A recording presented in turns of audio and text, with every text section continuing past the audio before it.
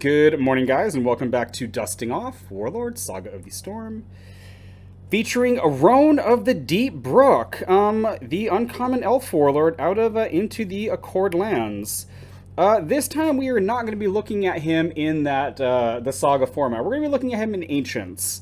I don't know how well this guy would do in Saga. He looks really, really good. like this guy's tempo is an action advantage. It's kind of crazy. So I don't know. I should probably build one just to see. I haven't played this yet. Just like Gorthos. Haven't played this. I did play Wasan Wolf Spirit over at our last gaming session, and it was fun summoning your furry little friends to go bite things, and yeah. So Rone of the Deepbrook is a he is a good elf. It's still so weird seeing that. They had good elves in the past, but they were kind of few and far between. He's a 5th level rogue, he's a scout. He's got 2+6 melee strike. This is so freaking baffling to me, okay? Because this is a rogue who's probably supposed to be leading kind of a shooty force. He's got 2+6s. Gorthos has a +5 and a +0. So yeah. He's got 16 armor class, +9 skill, 3 hit points. He does have magic resistance +0, which is kind of cool. Your characters gain enter react, perform a +1 range strike. It is not limited to elves. It is not limited to any level. So, even in theory, your level 3s could do this if they were shooting at something that was like stealth into your first rank. And we shall live forever in the breeze of a gentle day. What the fuck does that even mean? Ugh, I don't even know what's going on with this guy. I don't really know how often I've covered the idea of tempo in this game. And it's kind of, I'm going to try to describe it as best I can. If you heard that, sorry. Because you and your opponent are trading actions, certain cards that let you do potentially 2 things in a row can be very, very strong. If you go way back to the very first set of the game, Warlord Saga of the Storm, Johann Halfblood was a rogue who, actually, he was also a good elf. I mean, he's a merc, but he's an elf too, huh? Curious and curiouser. Basically, all he did was he had a spend react that after you took an action, you could take another action, and you could do some pretty interesting stuff with that. In addition, say you're all spent out, and they play a character. They play a level 1 character who might kill you.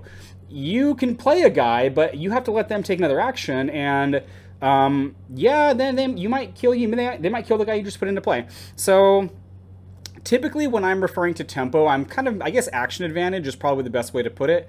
But action advantage could be that. It could also be, how do I even put into words what I'm thinking here? Not even just taking extra actions, but being able to, you know what, I'm going to stop. I don't know what I'm talking about. So what this is doing is, a lot of times in Warlord, that situation that I just described, where they drop a guy, and you can play a guy, but they get to take an action, if you drop a guy and he's making a range strike, you might be able to do something really important with that range strike. I've just done kind of 2 things at once. I've played a body to help stabilize my formation, but I'm also generating strikes with it too, which is potentially causing your formation to fall apart. So, this guy, he seems pretty solid. Even though he does, lend himself to an army that is shooting a bunch of things, you don't actually need to play any shooty guys because all the strikes are being generated from this I guess it's a trait that he has, whatever. So yeah, you can play him punchy if you want to, and just as your guys come into play, I don't know if they're shooting, I don't know if they're slinging slings, I don't know if they're picking up a rock and chucking it, giving each one of them a short bow, I don't know. So again, we are going to be playing this in Ancients, and this is not that any of my decks are good. They're like, whatever. This is one of the most cutesy decks I think I've built in a very, very long time. So we've got Ronin rank 3. Starting in rank 2, we have 2 copies of Elise. actually, and we have one of each of the arts where they're facing each other. Or I guess so. There's no friendly fire. We'll put it like this. So that they're shooting out. You know, they're back to back, forming the Iron Pillar. I don't think this guy is very good. Actually, I think this guy is kind of crappy. Really, the only reason he's in here is because I was thinking I could play him. I could play Shaded Glen, potentially Skeletal Archers, just for a character that has marksmanship. And his bonus is the best. His stats, I think, are the worst. AC 10 sucks. But if he's ready at the start of the turn, he gets marksmanship +6. And yeah, with his +4 skill, that is marksmanship +10, meaning he's got a 50-50 shot of making his marksmanship check. So that's really the only reason he's in here. Again, you could probably trade him out for something else. And then in rank 1, oh, goodness gracious, we have 3 copies of Hippal. Oh, the only other deck I think I play Hippal in is Bronwyn Tansik. But this guy, range strikes performed by characters in this rank get +2 to the dice roll. So again, in theory, if your first action is dropping a character with Rone's React, that's a +7 into their rank 2. I like playing characters that shoot into rank 2. They're usually not doing +7s for it. That's a really, really high bonus. So these guys are probably going to die really quickly, which is terrible, but you know, I mean, again, if your first 2 actions are, say you win initiative and you drop a dude and you kill one of their level 2 guys, and it's like, well, are they going to try to shore up, or are they going to, you know, swing on a Hippal? Because even with one of these is dead, that's still a +5. That's still a very, very quality shot into rank 2. So we're going to try to abuse that as much as we can. I really, really wish Rone, this is probably, there's probably a reason why this isn't the case. I kind of wish he was a bard instead, so I can play Dirge of Dead, or Dirge of the Dead, or whatever, try to keep this guy alive. I don't know. So those are the starters. So kind of breaking with the normally I do the characters first. I do like characters, items, actions. I think is the order I normally do. Just because, again, this is just the most amusing thing I could, maybe not that I could think of, but this is freaking funny. We've got a dungeon. We've got 3 copies of Isle of Wind. Now, I do not believe they're ever going to print dungeons again, unless it's for like a Medusan Lord challenge or something like that. Dungeons were a card that came out in, I think these may have been in campaign. I know they were in Epic Edition and they were not in 4th Edition. Basically, this is kind of like a global, like a Enchant World in Magic, if you're familiar with that. It's like, there can only be 1 dungeon in play. And it does what it says. The challenge rating part is if someone wants to get rid of this, they have to spend characters whose level equals the challenge rating, combined levels equals the challenge rating, and it goes away. And yeah, this is really not one of the very good ones for multiple reasons. Half the time this is going to work against me. This only works if you draw at turn 1. But if you draw at turn 1, it is glorious. So, Isle of Wind, Daybreak. If it's the first turn, range strikes may target additional rank away. That means, again, this is fairy tale land here, okay? But you know what? I'm a dreamer. Rone's flavor text shows that he's a dreamer kind of person here. You drop Isle of Wind as your first action. Hopefully your Hippal doesn't die, and you drop a character, and he shoots their Warlord with like a +7. You would have to draw like 3 characters plus this, in order for that to really happen. Now, this is the reason why I want the level 2 character to have marksmanship, because this would also, if he makes a marksmanship check, allow him to shoot into rank 3. So, now the downside is, yeah, if this stays in play for the entire turn, it kind of screws over a pretty good chunk of the deck on turn 2 onwards. And if you draw them from turn 2 onwards, it's completely useless. So, yeah, is this good? No, but this is gonna be great if I could pull it off. So I'm excited for that. Luckily, Rone doesn't do too terribly much in this deck. So really, I would have to spend him and 2 other levels of characters to get rid of it once it starts screwing me over, because it's almost certainly going to start screwing me over, but that's fine. And actually, we don't really have any other... Okay, that's not correct. We have a couple other shooty guys in here, but for the most part, the rest of these guys are they're beaters, because again, I'm just projecting range strikes with Rone's ability, and we've got 3 copies of Kether and 3 copies of Grimfey Prowler. Kether or Keither, I think it's Kether. I think if it were Keither, there'd be 2 E's, like Seether. So Kether here is an interesting character. He came out in Assassin Strikes. He's been around forever. He himself is not an assassin. He's a scout. So he's another good elf, man. The conspiracy here. Oh my gosh, his stats are actually really really good for level 1 character. He's got +5 attack. That's a huge. That's like it's not quite Act Book levels, but good heavens, man. The downside is Kether may not target ready characters with melee strikes. So I am hoping that with how much shooting I'm doing, that things are going to start collapsing, and that's not going to be a problem. It might be a problem, but whatever. Grimfray Prowler. This is a very, very contemporary version of Kether. His attack stat isn't as good. His armor class is slightly better. His skill is slightly better. He is evil. He is also a scout. I don't think I'm really doing too much with the scout trait in here, outside of Rone himself. But Grimfray Prowler gains a bonus to attack equal to his skill while performing melee strikes, targeting spent characters. So if he's punching something that the Kether could conceivably punch, his attack bonus is only 1 less. So I get very, very similar characters. They basically do very similar things, although he can punch ready characters, which is nice. Then we've got 3 copies of Skedis, or Cetus. I don't know if the C is silent. This guy also came out in Light and Shadow. So he's an assassin. He's got stealth +8. His stats are nothing amazing. If it's not he gets +1 level while in the opposing formation. That can be important. Actually, I don't know if it might be important. I'll get to it later. If it's not the first turn, he may enter play into the front rank of any army. Meaning he could potentially shoot into their rank 3 if it's not turn 2. And you can choose which one you want. And this is not mandatory for him to do this. So if you need to shoot something in their rank 3, you drop him into their first rank and he just shoots. It's only a +1. Even if the Hippals somehow survive, he's not going to get that bonus, but whatever. But if you're okay just shooting into rank 2, he can pop into your front rank and give you a little bit more stability. Yeah. So if he's level 2 in their formation, he would be able to stealth twice, I guess, is by himself the only really relevant part there. And he's got a 50-50 shot of making it, so I like that guy. And then we got a copy of Capex. After Capex enters play, discard an item within 2 ranks. One of these is usually not enough to stop an Uber deck, I don't think, unless you're playing some pretty heavy recursion. I am not doing that. This is just, again, if there's a problem item, get rid of it. If there's a Brunt, maybe, yeah, I guess Brunt could be problematic. Just something, so... with Locked Ring no longer in Ancients, I think even just one of these is potentially, it could potentially be kind of it could be pretty good. And again, plus just enter play, it also shoots, so that's pretty awesome.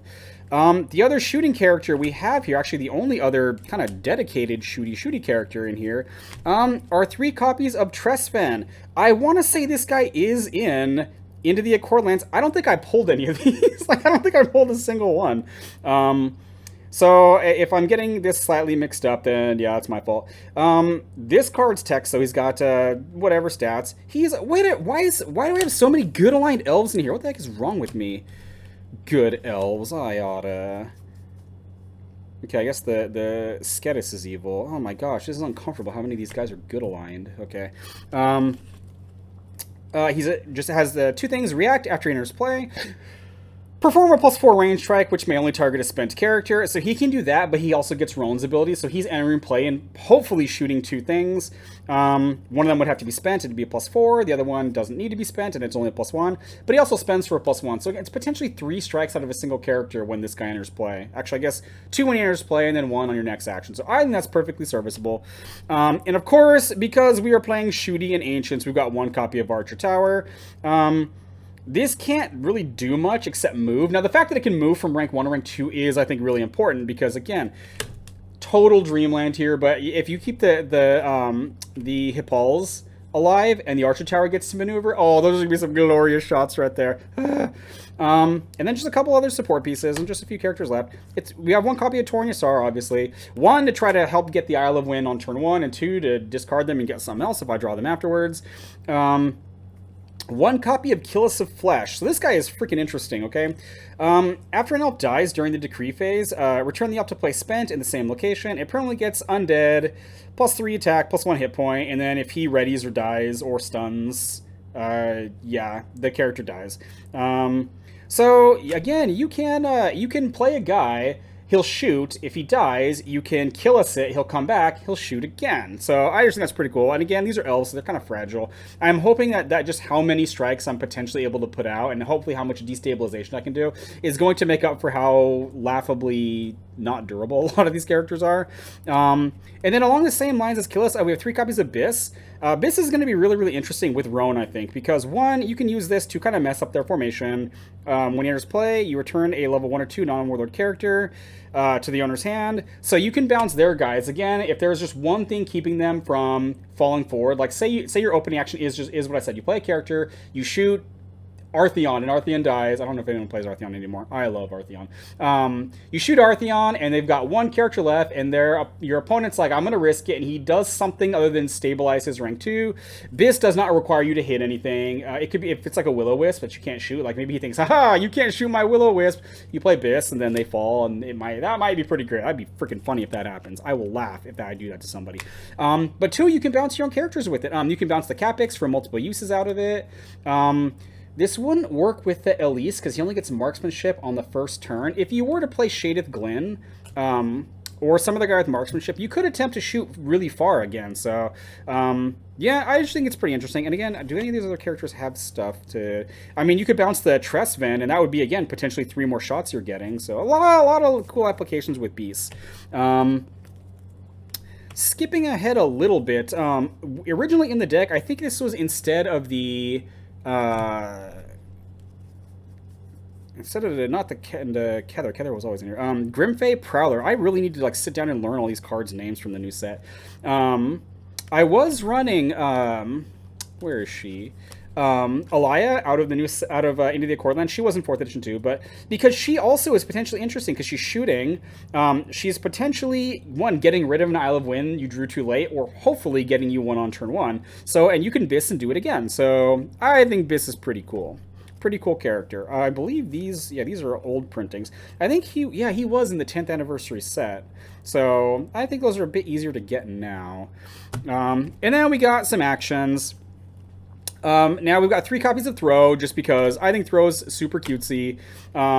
If the Hippals or Throw are literally playing this turn 1 and all 3 of them alive, this is a +8. So yeah, just more potential rank destabilization. And then these were I don't know why I didn't think of these like immediately when I saw Rone, but as soon as I was flipping through my cards, and I'm like, oh, we've got 3 copies of Invasion. You want to talk about freaking tempo here, okay? Invasion's a react. It's Warlord only. If it's in your discard pile, you can play it as if it were in your hand. Then you remove. I guess it's banished now. You'd remove it from the game. It just has this react after character enters play. Put up to 2 characters into play.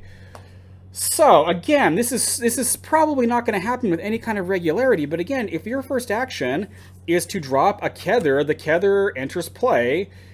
You react with Invasion, and then you drop 2 other characters. You've got 3 shots as your opening action. Like again, you would have to draw maybe a perfect hand, maybe not quite a perfect hand, but Invasion is still perfectly useful after the first turn, just because it's triggering off of whether you play a character or whether they play a character. I think it's going to be so awesome if I could pull that off. So 3 copies of these. I don't know if you need 3. I normally don't run 3 of this. When I play it, it's kind of like Twist the Blade. Because you can play it from your discard pile, I usually only run like 1 or 2 copies of Twist the Blade. It's the same thing with Invasion, but we're doing 3 because, oh my gosh, that could be freaking awesome right there. Yeah, I can't remember what these were originally, but as soon as I saw these, I think I was looking for meat at the ends, and I stumbled across this, and I'm like, oh yes, that is I think going to be gold. So, and then the rest of this is pretty much just a bunch of weird toolboxy crap. That's both actions and items. So if you look at the characters in this deck, most of the ones that are going to be doing work are rogues. And that's intentional because we're running 2 copies of Sayer's Plan. I do not know if I have mentioned this on this channel yet, and I don't know why I wouldn't, because I freaking love this card. I may have mentioned this with Black Tom. I can't remember if I did or not. I have several decks that are like built around this card because I think this card can be really, really good.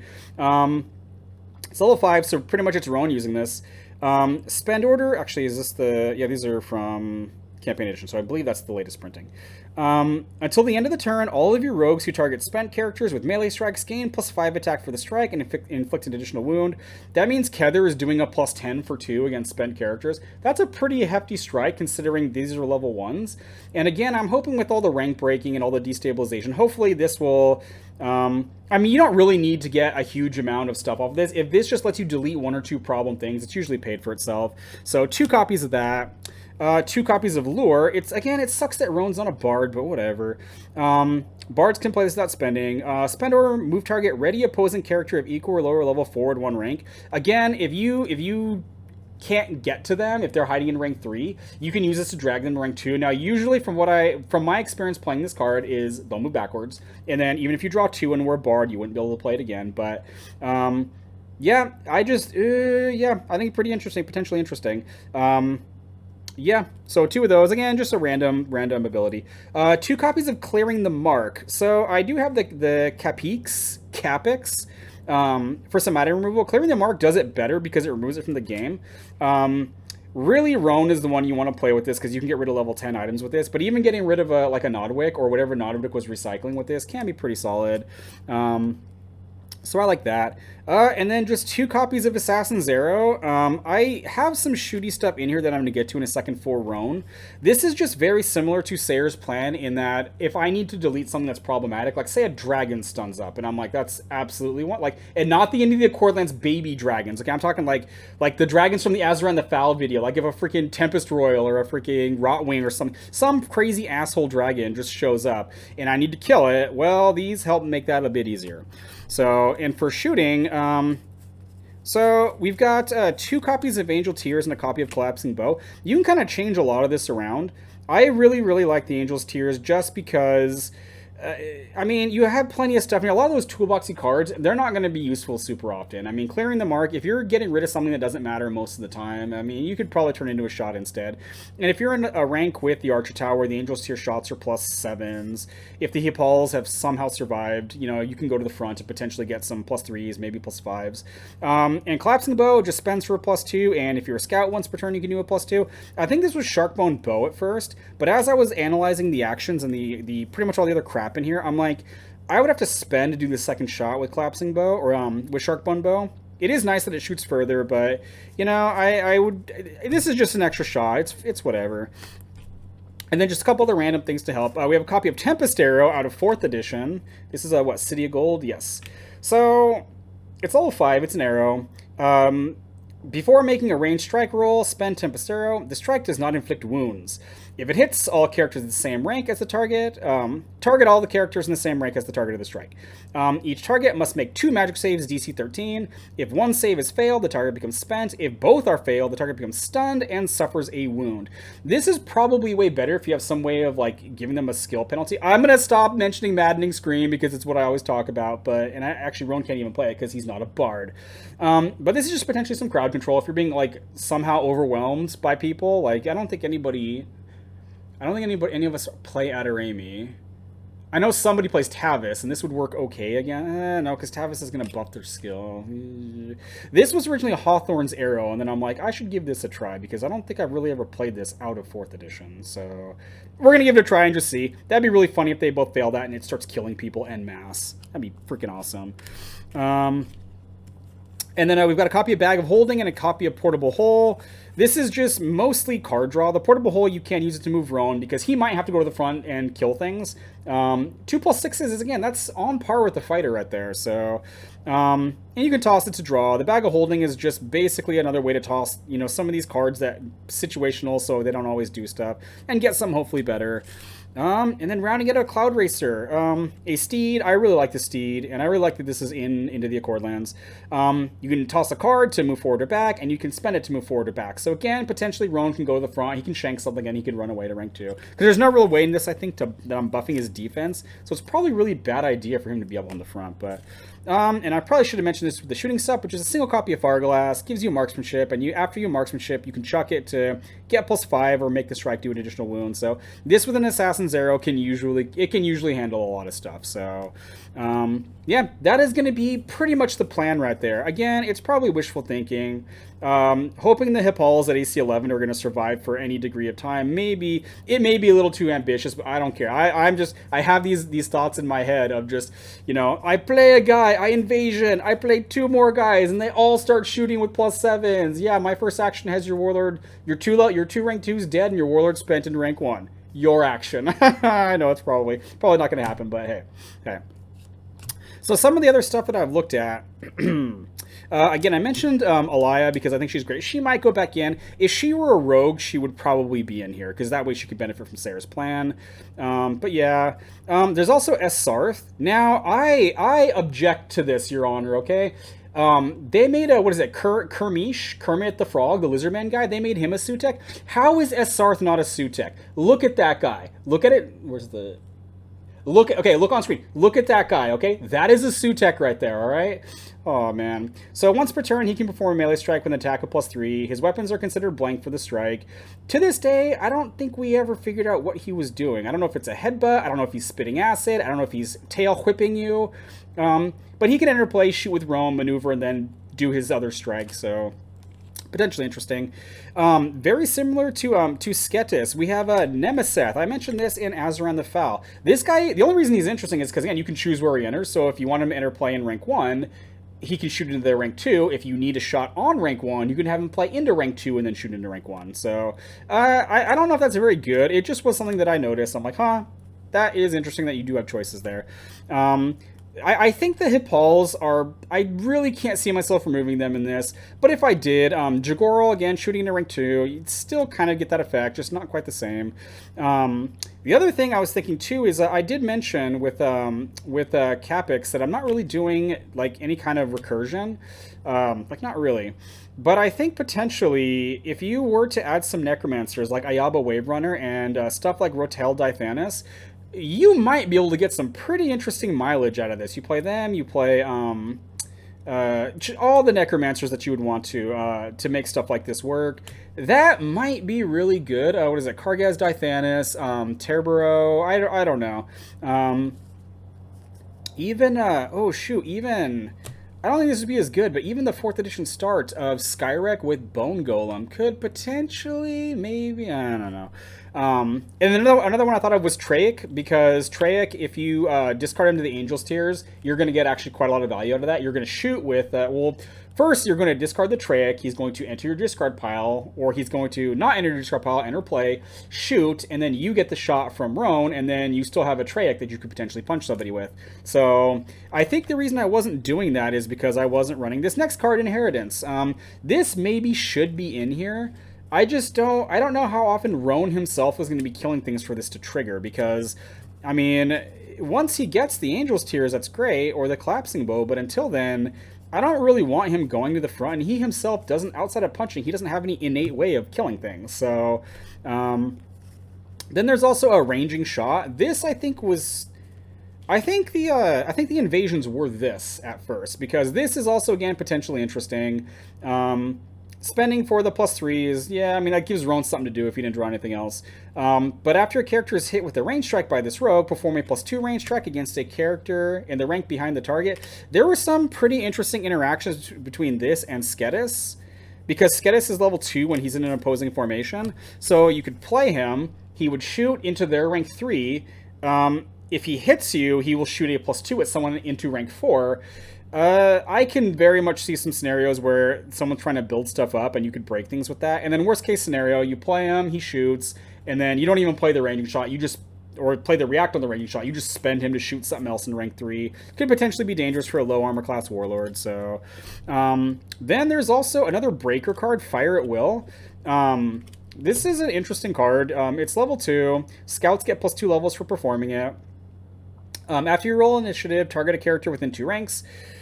Until the end of turn, all non-spell range strikes against that character gain a bonus equal to this rogue's level. So yeah, with Rome, that would be +7. So that would make it so that anything... It's kind of like Trevor Magson, and I think Trevor got reprinted in the latest box of Greed.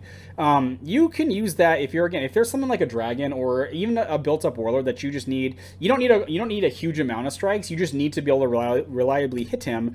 1 or 2 copies of Fire at Will can help. Could it be in here? Sure. And again, there are plenty of other scouts. You don't need Rone to play it. You know, Elise playing that at level 4, giving, you know, say there's a problematic character in their first rank. There's like a Brother Domini or something like that, and you just need to kill him. +4 to your range strikes is going to make it much easier for that guy to die. So, And then there's some other card draw that I was considering. Again, I was considering Meet at the End. The reason I actually don't like this is because, yes, even though this is giving me more cards, because I'm trying to break their ranks so quickly, I don't want to risk giving them a card that happens to be like another level 2. So, but because I was so desperate to get the Island of Wind, I was considering Plot Hook, which is a pretty bad card, I think, at least in this deck, because there's only one dungeon, and yeah. Plus, again, the plot hook doesn't really help you after the first turn, because you don't want the dungeon after the first turn. So it's level 1, you spend it. Seers get +1 level for performing it. You reveal a number of cards from the top of your deck equal to twice this character's level. You may put one revealed dungeon card into your hand, shuffle your deck. With Rone, you'd be looking at 10 cards. Between your starting formation, which is 6 cards, your opening hand, which is 5 cards, you've got, what, 39 cards left, and you're looking at 10 of them, so I think I did that math right. Whatever. Yeah, I think as cute as the Isle of Wind is, I think that's going a little, like, that's too cute even for me, okay? So yeah, we're not going to do that. And a couple of just random stuff that I thought about. So, Point Blank Shot. I don't know what everybody else plays. I continually ask myself why this is not in more of my decks that are Ranger or Scout decks, because this basically just replaces itself. So it's level 1, it's fighter rogue only. Before this character declares the target of a range strike, the strike may target a character in an adjacent rank. If this character is a Scout or Ranger, draw a card. So I mean, you don't have to take advantage of that point blank shot ability. You can just play this to draw a card. It just replaces itself. Potentially interesting in letting some of your characters, shoot, just add another character 1 rank away. The Kether coming into play, shooting one of their level 1s. It's in rank 1. Could be potentially interesting. Just, yeah, not now. The other one was Rowan's Duty. This, I think I would need to be running more shooty characters to really make this shine, but this is also potentially pretty interesting with Rone. This is basically leveled, but instead of buffing your physical stats, like, it buffs your hit points and your level, I guess, and your skill. But after you kill someone with an action that was 1 or more levels... Whatever. Let me read this, because I could be getting this wrong. After this character performs a strike or action that killed an opposing character of equal or higher level that was more than 1 rank away, so this will not work with the point blank shot if it went in. This character permanently gains +1 level, +1 hit point, +5 skill, and a +4 bonus to range strikes. Remove this card from the game. So potentially, again, if you were to play characters like Shaded Glyn in the actual deck, and you were able to play him, he reacts off of Rone, he kills a level 2, and attaches Rowan's Duty. That actually makes his own shooting ability significantly better. His marksmanship goes up from +7 to +11, so he's got a better than 50-50 shot of making it. And the shot itself would be a base +7 there, so potentially +12 if you marksmanship for the bonus. Maybe, I don't know. And the final one, I don't think I've ever played this. This card might be good. I don't know, because I've never played it. I don't think I've ever seen anyone play this either. Is the High Queen's Revenge. This was the Elf campaign that came out in the Campaign Edition starter. It's level 1. It's Elf Warlord only. Spend order. If your elves have killed 4 or more opposing characters with actions, not melee strikes, this turn, attach this card to your Warlord. While it is attached, saves from your actions performed by your elves have +4 DC, and range strikes performed by your elves gain a +2 bonus. So yes, this would help the other character, like this would help the Elise with his shooting, but really this would just be helping everybody who's entering play making shots. So actually, now that I think about it, can the Archer Tower... Okay, actually, I think the Archer Tower cannot attack, equip items, or use action cards. I think the Archer Tower, yeah, he should also get the entering play range strike, and he is in the rank with itself, so... yeah, that's pretty cute. It wouldn't benefit from the High Queen's Revenge if I played it. I don't know about that. This might be really good, because this takes all of the needing to keep these support characters that buff your range strikes. This takes a good chunk of that out of the equation. And it also stacks with all of them, too. 4 more opposing characters, that's not that many, really. Especially because, again, all my characters that enter play get to shoot things, too. Maybe this will go in. I don't know. I almost want to play this just because I never have. Now, probably the smart thing to do would be to drop the Isle of Winds and, like, just dismiss this as, a madman's dreams. But we're going to do it, man. It's going to be great. So, I don't think there's anything too much more to say about this. Yeah, again, we play for fun. We don't like we're not trying to win any events. We just hang out with each other and we like rolling dice. And this is the kind of thing that sometimes we play. So let me rephrase that. This is the kind of thing that I sometimes play. So yeah. That's all there is to it. Thank you so much for checking this out, guys. God bless, and I'll catch you in the next video.